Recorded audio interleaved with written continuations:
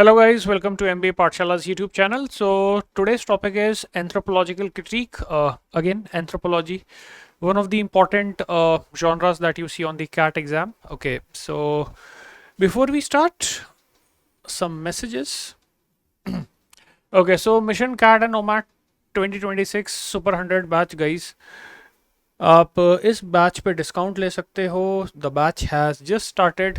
Okay, so what you get in this batch? Okay, you get the live sessions, recorded classes. Okay, live sessions और recorded sessions आपको मिल जाते हैं. Weekly test आपको मिल जाते हैं, topic test. Okay, practice sheets. Okay, so you get topic test, video solutions, weekly test. You have mock test. ठीक है, मॉक्स के साथ आपको मिलता है proper video solution. You have sectional mocks, again you get video solution. Then you have the booster courses. So if you are planning to write ZAT, SNAP and MAT, वो सारे exams का booster course में included है.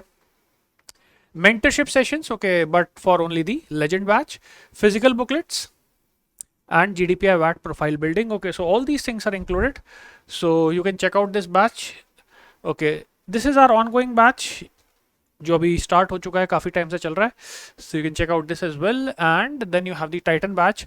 Titan batch है CAT 27 के लिए. तो अगर आप CAT 27 का प्लान कर रहे हो तो in that case you should consider Titan batch. Okay, so I'm going to show you the passage first. ठीक है, तो जनरली जो हमारा पैटर्न है, मैं आपको पैसेज दिखा देता हूँ एक बार पहले, उसके बाद फिर हम डिस्कशन स्टार्ट करेंगे. So guys, this is the first slide, second slide,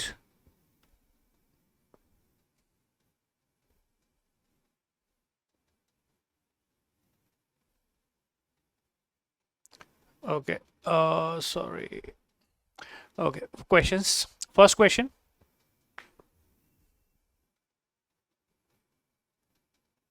Second question. Third question. And fourth one. So करते हैं स्टार्ट यार. Let's start with the discussion part. Okay. 50 years after its publication in English in 1972 and just a year since Marshall Sahlins himself died, we may ask, why did his essay Original Affluent Society have such an impact and how has it fared since? Okay, so guys, by the way, this is a modified CAT passage. That means कि CAT का passage है लेकिन questions बिल्कुल नए हैं. Okay, so you may have seen this passage but the questions are entirely new, right? So यहाँ पे ना देखो, बात हो रही है एक सर्टेन ऐसे की. 1972 में वो पब्लिश हुआ था. Marshall Sahlins was the writer. Now the author is asking कि उनका जो ऐसे है ओरिजिनल एफ्लुएंट सोसाइटी, वो तब से लेके जब वो पब्लिश हुआ था 1972 में लेके अब तक किस तरीके से it has performed. So basically यहाँ पे मीनिंग ये है कि क्या उनका ऐसे आज के कंटेक्स्ट में रेलिवेंट है, क्या आज की सिचुएशन में हम कह सकते हैं कि और ऐसे का एक रेलिवेंस है. Sahlins principal argument was simple but counterintuitive. अब जो मार्शल सैलन का जो मेन आर्ग्यूमेंट था ना, वो बड़ा सिंपल सा आर्ग्यूमेंट था लेकिन काउंटर इंट्यूटिव था. काउंटर इंट्यूटिव का मतलब जनरली हम ऐसा सोचेंगे नहीं. Okay, this is counter to what we normally think. Before being driven into marginal environments by colonial pass, hunter gatherers or foragers were not engaged in desperate struggle for meager survival. Quite the contrary, they satisfied their needs with far less work than people in agriculture and industrial societies, leaving them more time to use as they wished. Okay, देखो simple language में sir क्या meaning हुआ. We all realise कि agriculture हम लोगों ने बाद में स्टार्ट किया, ह्यूमन बींग्स उससे पहले हंटर गैदरर्स फोरेजर्स थी. फोरेजर्स का मतलब क्या होता है? Those people who forage for food.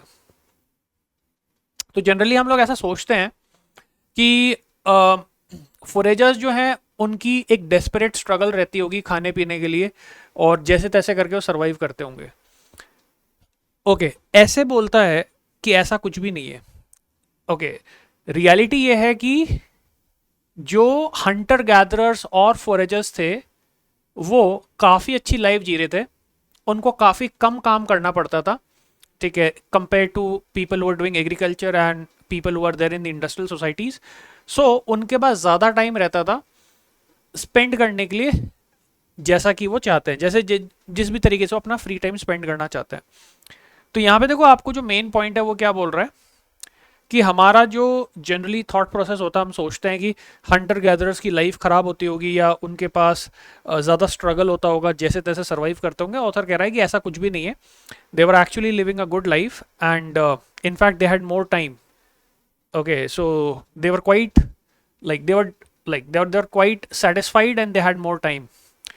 Hunters he quipped keep bankers ass. Refusing to maximize, many were more concerned with games of chance than with chances of game. So यहाँ पे इसका देखो मीनिंग ये है कि वो अपना ना प्रॉफिट मैक्सिमाइज नहीं करना चाहते थे। ऐसा नहीं था कि उनके दिमाग में ये चलता हो कि हम कैसे भी करके ज़्यादा से ज़्यादा एनिमल्स को किल करके ज़्यादा खाना इकट्ठा कर लें। Okay, like they did only like they did a very limited work. उतना ही वो काम करते थे, ठीक है, जितना कि उनको ज़रूरत थी, उससे ज़्यादा वो स्ट्रेच नहीं करते थे।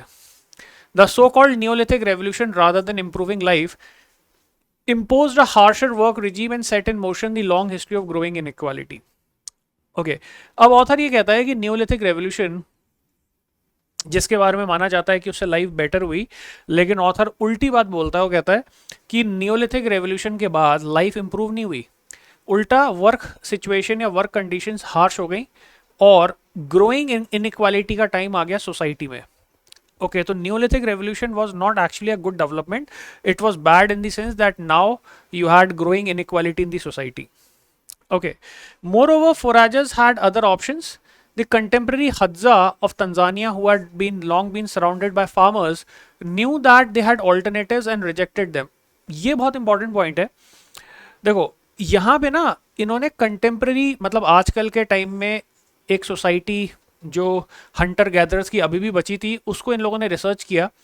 And the society is Hadza community of Tanzania. तो उनके आसपास फार्मर्स उस सोसाइटी के आसपास थे, तो ऐसा नहीं है कि उन्हें पता नहीं था कि फार्मिंग कर नहीं सकते। Hunter gatherers Hadza community they knew that this is an alternative way of living life, कि रादर देन हंटिंग गैदरिंग हम लोग सीधे इन लोगों की तरह एग्रीकल्चर कर सकते हैं, क्योंकि उनके आसपास जो किसान थे, फार्मर्स थे, वो देख रहे थे कि यार ये लोग एग्रीकल्चर करते हैं। So it's not like they did not know the alternatives, but hunter gatherers like the Hadza community, they rejected those alternatives in favor of what they were doing.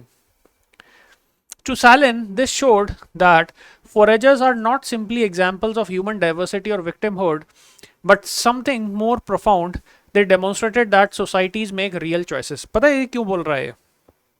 क्योंकि ना अगर आप ये एज्यूम करते हो कि इनके पास तो चॉइस ही नहीं थी, इनको पता ही नहीं होगा कि एग्रीकल्चर करते कैसे, तो आपको ऐसा लगेगा कि भाई ये लोग तो विक्टिमहुड का शिकार हैं, क्योंकि इनके पास उतनी नॉलेज नहीं थी, उतना रिसोर्सेज नहीं थे।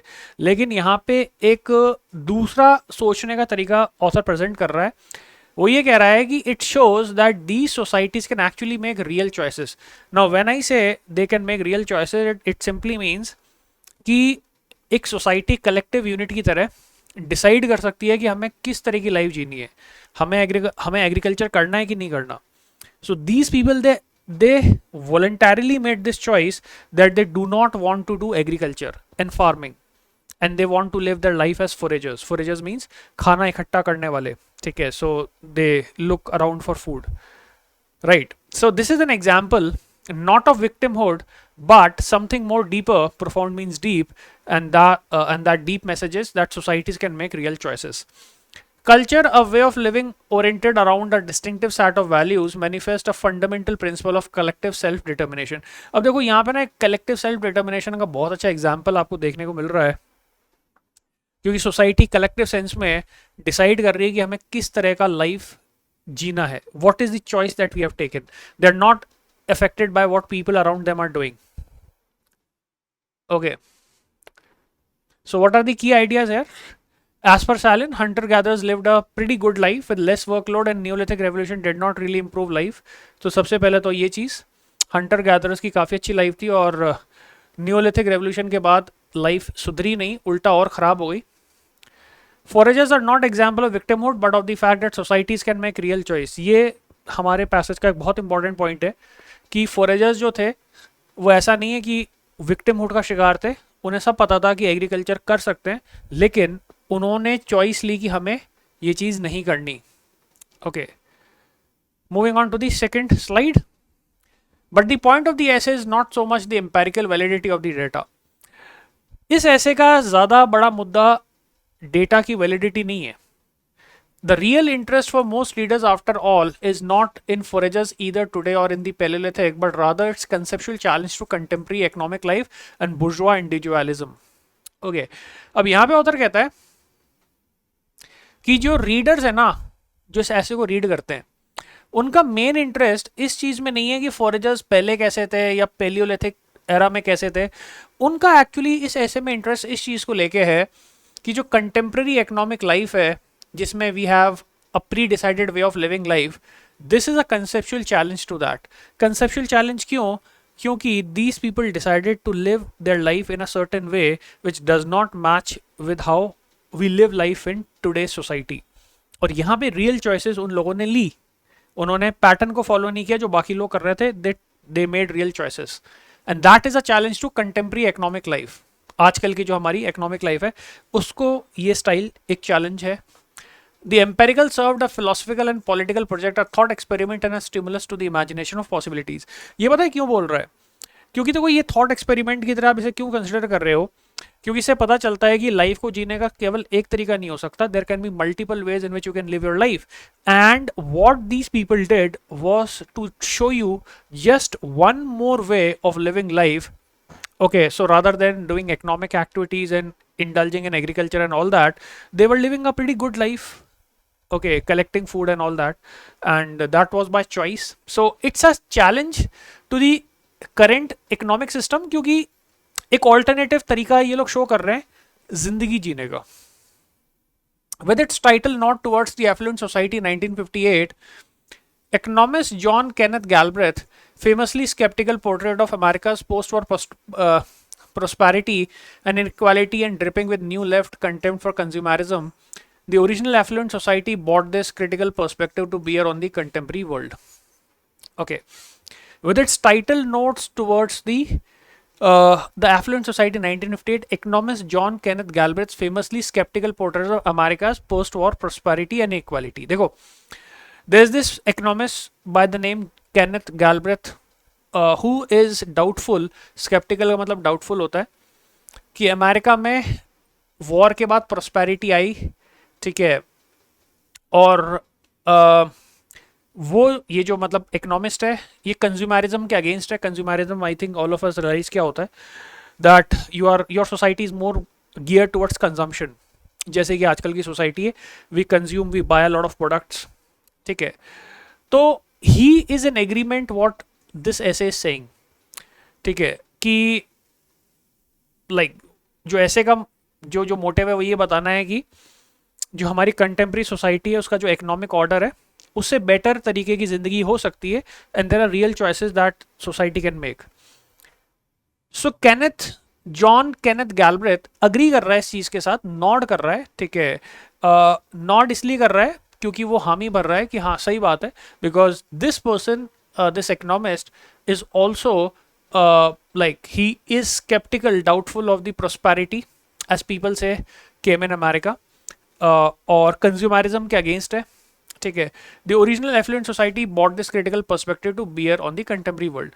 तो ये जो ऐसे है ना, इसने वापस से एक तरीके से आप कह सकते हो कि एक क्रिटिकल पर्सपेक्टिव वो लेके आया है आजकल के समाज को दिखाने के लिए.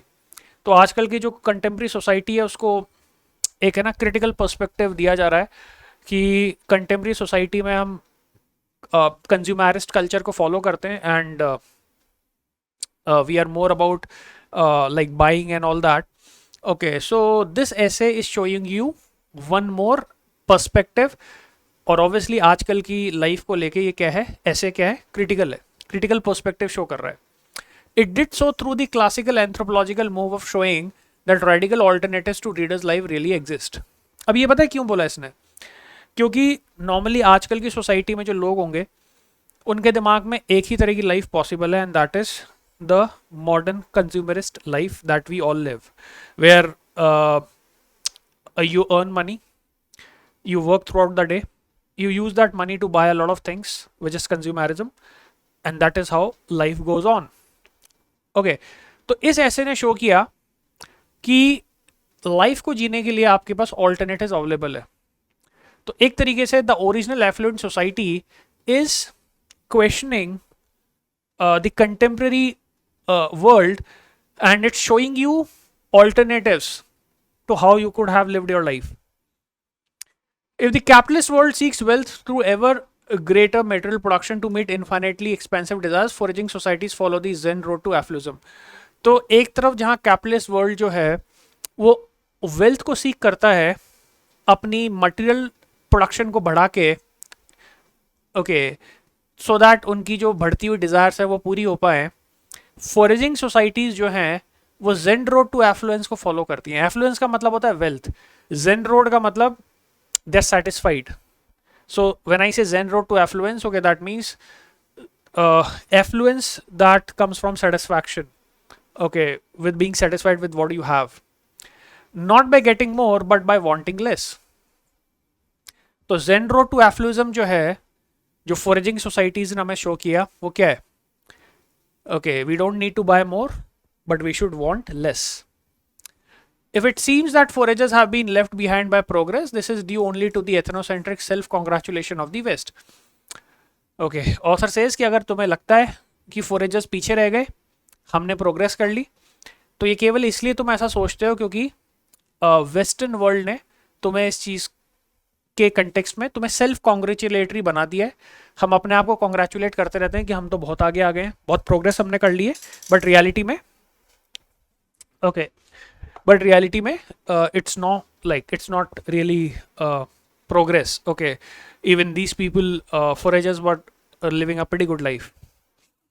Rather than accumulate material wealth, these societies are guided by other values, leisure, mobility, and above all freedom. So ये जो societies है, इनकी वैल्यू सिस्टम अलग है। जैसे हमारी वैल्यू सिस्टम क्या है? हमारी value system is mostly material wealth, contemporary society की बात हो रही है। तो जो फोरेजिंग सोसाइटीज है उनकी वैल्यूज क्या है? लेजर, फ्री टाइम, मोबिलिटी, जहाँ चाहे जब चाहे जा सकते हो, कोई रोकने वाला नहीं है, because you obviously don't have a job and all that, okay, and above all freedom, so you are free, okay, they obviously don't need to get educated, they also don't need to do a job और something, so they are free, right? ये उनका value system है। Okay, so this paragraph shows us an alternative way of living life. Viewed in today's context, of course, not every aspect of the essay has aged well. Author कहता है कि ऐसा भी नहीं है कि ऐसे में सब कुछ ही बढ़िया है आज के context के हिसाब से. While acknowledging the violence of colonialism, racism and dispossession, it does not thematize them as heavily as we might today.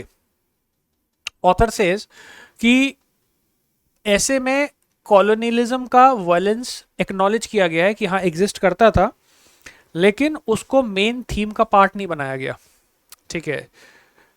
तो this is something bad according to the author कि उसे आपको मेन इशू की तरह highlight करना था colonialism को। रिब्यूकिंग, okay, मतलब क्रिटिसाइज करते हुए, rebuking evolutionary anthropologist for treating present days foragers as left behind by progress, it too can succumb to the temptation to use them as proxies for palaeolithic. तो author ही कह रहा है कि इस धारणा में या इस चक्कर में कि आप आज आप फॉरेजर्स को एक एग्जाम्पल की तरह ट्रीट करके जिसमें भी कह रहे हो कि भाई वो प्रोग्रेस में पीछे नहीं रह गए हैं, ठीक है, and they when I say that a lot of anthropologist think that they are left behind, okay, but obviously ऐसे कह रहा है कि भाई they are not left behind, it can fall prey to the temptation of using them as a replacement for Paleolithic, right? कि भाई these people were the ones who represented the Paleolithic era, and this according to the author is bad because maybe इसका कोई potential drawback हो सकता है जो कि इसने अभी नहीं बताया. Yet these characteristics should not be distract you from appreciating Salin's effort to show that if we want to conjure new possibilities we need to learn about the actual inhabitable world. लेकिन फिर last में author बोलता है कि चलो ठीक है, 2-3 drawbacks हैं, लेकिन इसका मतलब नहीं कि ऐसे, ये नहीं है कि ऐसे अच्छा नहीं है. ऐसे के अंदर काफ़ी सारी चीज़ें ऐसी हैं जिसमें हमें पता चलता है कि सैलिन ने काफ़ी अच्छा एफर्ट किया to basically highlight new possibilities of living life. Okay, So that's what the discussion was all about. Let's look at the main points. Okay, key ideas क्या क्या हो गए.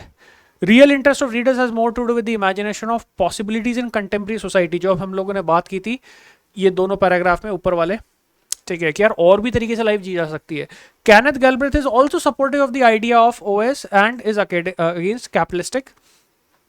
OS means original affluent society. तो Kenneth Galbraith जो है वो original affluent society का supporter है and is against the materialistic view of life जो हमने देखा, that he is against. Kenneth Galbraith is also against consumerism and materialism.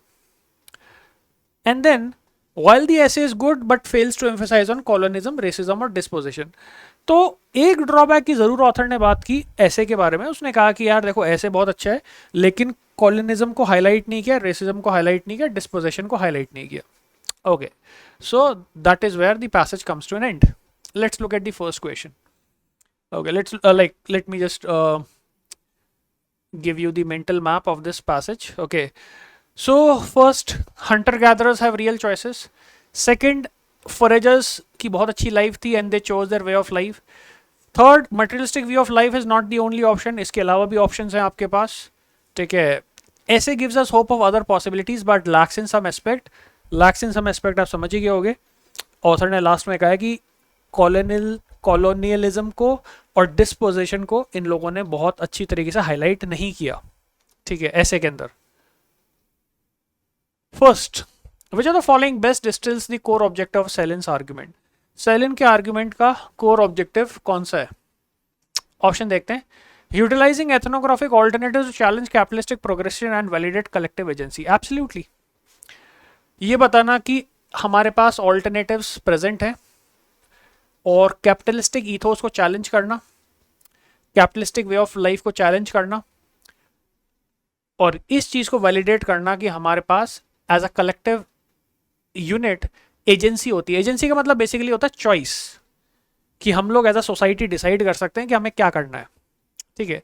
So basically ये ऑप्शन जो है वो हमारे पैसेज का एक मेन मुद्दा है कि पैसेज हमें ये शो करता है कि societies can make real choices and there are alternatives to the normal capitalistic mode of living life. A option is pretty good. Second को देखते हैं. ओके, बाकी ये अच्छा लग रहा है ऑप्शन, आंसर हो सकता है. Verifying foraging leisure to historically falsify the necessity of neolithic revolution. यार देखो, पैसेज का मेन मुद्दा ये नहीं है कि मैं न्यूलिथिक रेवोल्यूशन की नेसेसिटी को फॉल्सिफाई कर दूं. ठीक है, और क्यों फॉल्सिफाई करूं? क्योंकि भाई फॉरेजर्स के पास तो बहुत फ्री टाइम था. Subverting bourgeois individualism by prescribing the Zen mode as an economic mandate. Again, the problem is my main target is not to go against individualism. ठीक है, और individualism के कंटेक्स्ट में ऑथर कह रहा है कि इसने प्रेस्क्राइब किया है Zen mode as an economic mandate. Zen mode की इन लोगों ने बात की है लेकिन ये थोड़ी बोला है कि वो economic mandate है. It's not a compulsion, right? Exposing Western ethnocentric centricism through a structural critique of historical colonial dispossession. Exposing Western ethnocentrism through the structural critique of historical. See, structural critique of historical colonial dispossession बिल्कुल गलत है, because in लोगों ने colonial aspect की बात की है बिल्कुल लास्ट में जाके, जहाँ पे इन्होंने कहा है कि पैसेज में colonial वाले को इन लोगों ने हाईलाइट नहीं किया. बट पूरे पैसेज का जो कोर ऑब्जेक्टिव है वो थोड़ी है की critique of historical colonial dispossession. Obviously not. That's not my main thing. Right. A option. Suppose a modern community intentionally adopts a zero consumption lifestyle but relies entirely on a state funded infrastructure safety net for emergency medical care. How would the framework of the text categorize this behavior? Okay, एक hypothetical situation है हमारे पास. अब hypothetical situation क्या है? एक modern community है जो intentionally एक जीरो कंजम्पशन लाइफस्टाइल अडॉप्ट करती है लेकिन फिर भी स्टेट फंडेड इंफ्रा पे रिलाय करती है for safety in case of emergency medical care. How would the framework of the text categorise this behaviour? अब देखो, ये जो कम्युनिटी है ना, you can say they are actually going in for minimalism. ठीक है, मिनिमलिस्टिक लाइफस्टाइल जीने की कोशिश कर रहे हैं लेकिन जहाँ पे इनको ज़रूरत पड़ती है तो वहाँ से स्टेट की मदद भी ले लेते हैं. That means they are using the facilities of the modern world Okay, but then they are keeping a persona or a veneer of doing a like a minimalistic lifestyle. अब इसमें ना एक चीज समझनी है आपको. देखो, व्हेन आई से आजकल की सोसाइटी में आप मिनिमलिज्म मतलब अपना कंजम्पशन कट डाउन कर रहे हो, तो पहली चीज तो हमें ये समझनी है कि आप कंटेम्प्रेरी सोसाइटी से हटे नहीं हो. Okay, you are still using the benefits of modern world like health care and all that. तो you are still a part of modern world, but then because you believe that this is something that could be good in the way you project your identity, you cut down on consumption of certain things. ये कुछ वैसा ही है. Suppose करो कि जैसे like you will find a lot of hotels doing certain great green initiatives कि like ना don't use like if you want the towel change then would change the towel because washing them uses a lot of water, or for that matter wooden toothbrushes and all that कि हम लोग plastic पे cut down कर रहे हैं. तो वो सब एक परफॉर्मेटिव चीज होती है, क्योंकि at the end of the day you are still very much a part of the consumption and the pollution like industry or the modern world. So हम कुछ चीजें कर रहे हैं लेकिन हम फिर भी मॉडर्न वर्ल्ड का ही पार्ट है. ठीक है, तो सेफ्टी नेट तो इन लोगों ने ले रखा है स्टेट फंडेड इंफ्रा का, विच मीन्स मॉडर्न वर्ल्ड. हाँ, लेकिन बाहर एक परसोना इनका ऐसा है कि हमारा जीरो कंजम्पशन लाइफस्टाइल है, लेकिन ज़रूरत पड़ेगी तो हम हेल्थ केयर ले लेंगे, ज़रूरत पड़ेगी तो हम इमरजेंसी मेडिकल केयर ले लेंगे. Okay, that means obviously they are very much a part of modern society. Options को देखते हैं. An authentic realisation of the Zen road to affluence. Guys, this is not exactly Zen road to affluence, क्योंकि Zen road to affluence के लिए तो आपको एक alternative lifestyle adopt करनी पड़ती. ठीक है, in that case you would totally abandon the modern life and like you would live life like forever or something of that sort. Performative scarcity insulated by underlying structural security.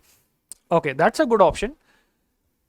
आपके पास security है लेकिन performative, that means you have this veneer, this outer of living a life of scarcity. ठीक है, see, this is totally in match, क्योंकि आप एक artificial scarcity की life जी रहे हो, मिनिमलिस्टिक लाइफस्टाइल जी रहे हो, कंज्यूम नहीं कर रहे, लेकिन फिर भी you have the cover of state security. तो that means underlying structural security. This is a good option.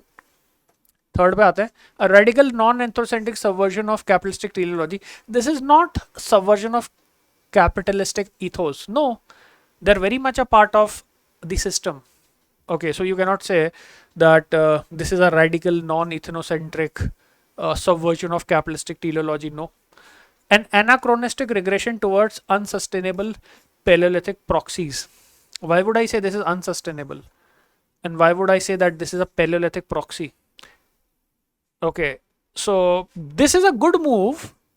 It's not a regressive move. Regression का मतलब होता है जब आप टाइम में पीछे जा रहे हो, कुछ ऐसा कर रहे हो जो कि आपको मॉडर्नाइज नहीं कर रहा, आपको एक्चुअली लाइफ में पीछे ले जा रहा है, रिग्रेशन हो रहा है. Anachronistic is out of time. This is like a negative combination. Now the thing is, whatever they are doing, it's a good act, it's a good step, but still you have the security of the state, so you are not totally detached from the modern world. तो ये कहना कि regression है, anachronistic, ये गलत है. Okay, the best choice is second option. Which of the following hypothetical findings most fundamentally undermines the philosophical assertion that Hadza lifestyle manifests collective self-determination? इनमें से कौन सा ऐसा ऑप्शन है, ठीक है, जो कि अंडरमाइन कर देगा उस प्रपोजिशन को या उस एजेंडा को जिसमें आपने ये बोला कि हज्जा कम्युनिटी ने कलेक्टिव सेल्फ डिटर्मिनेशन के थ्रू अपनी लाइफस्टाइल को चूज किया था. Now let me explain ki what exactly collective self determination is. Collective self determination का ऑथर के हिसाब से यहाँ मीनिंग ये है कि हज्जा कम्युनिटी के लोगों ने ये जानते हुए कि फार्मिंग का ऑप्शन भी हमारे पास अवेलेबल है, उस ऑप्शन को ना लेके उन्होंने वॉलंटरी बेसिस पे डिसाइड किया कि हम एक ऐसी लाइफ जिएंगे जहाँ पे हम हंटर गैदरर की तरह अपनी लाइफ स्पेंड करने वाले हैं. ओके, तो अगर मेरे को उसको वीकन करना है, तो how would I weaken? One of the ways to weaken could be that I can simply say that they never had a choice. That was the only choice available to them. Because understand this. When I'm saying it's collective self-determination, it implies कि मेरा assumption यहाँ पे ये है कि मेरे पास multiple choices थी, लेकिन मैंने उनमें से किसी एक choice को अपनी इच्छा से choose किया. अगर मैं इसको वीकन करता हूं तो मैं बोलूंगा कि I never had a choice. If you never had a choice and the only choice available was to live your life as a forager, then this whole idea of collective self determination and alternative ways of living life ये पूरा undermine हो गया, weaken हो गया. क्योंकि आप ये कह रहे हो कि बेसिकली तुम्हारे पास तो चॉइस ही नहीं थी, तो तुम वैसे भी करते क्या. तो this self determination is nothing, right. Option देखते हैं. इकोलॉजिकल एंड फिजियोलॉजिकल कंस्ट्रेंट्स का मतलब होता है limitations, completely precluded agricultural viability for Hadza. इसकी मैं अगर हिंदी में बात करूं, उसका मीनिंग ये हुआ, इकोलॉजिकल और फिजियोलॉजिकल लिमिटेशंस की वजह से एग्रीकल्चर वायबल नहीं था. वायबल हम लोग वर्ड पढ़ चुके हैं. Okay, viable means possible. तो फर्स्ट ऑप्शन कह रहा है कि एग्रीकल्चर तो इनके लिए पॉसिबल ही नहीं था for ecological and physiological reasons. तो अगर एग्रीकल्चर इनके लिए पॉसिबल ही नहीं था, the only thing that is left now is to live life as hunter gatherer.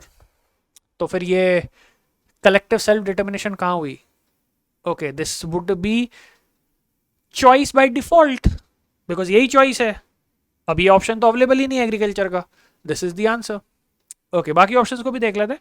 Palaeolithic foragers work significantly longer hours than modern. यार मॉडर्न इंडस्ट्रियल लेबरर्स के comparison में ज़्यादा लंबे समय तक काम करते हैं, तो इससे कोई मतलब नहीं है. ठीक है, सेल्फ डिटर्मिनेशन का इससे कोई लेना देना नहीं है. ओके, यहाँ पे बस ये प्रूव हो रहा है कि इनकी मेहनत ज़्यादा हो रही थी. Sahlins intentionally manipulate his empirical data to fit new left ideology. या न्यू लेफ्ट आइडियोलॉजी के साथ अपना डेटा को मैच कर रहा है. इससे सेल्फ डिटर्मिनेशन कैसे वीकन होगा? Modern capitalist states successfully implemented policies reducing mandatory working hours. Modern capitalistic state ने ऐसी पॉलिसीज को इम्प्लीमेंट किया जिससे वर्किंग आवर्स कम हो गए. सो इससे हज्जा कम्युनिटी का सेल्फ डिटर्मिनेशन वाला एंगल कैसे वीकन हो रहा है? No, the answer is A option. Okay, so this is your homework. Look at the question. Okay,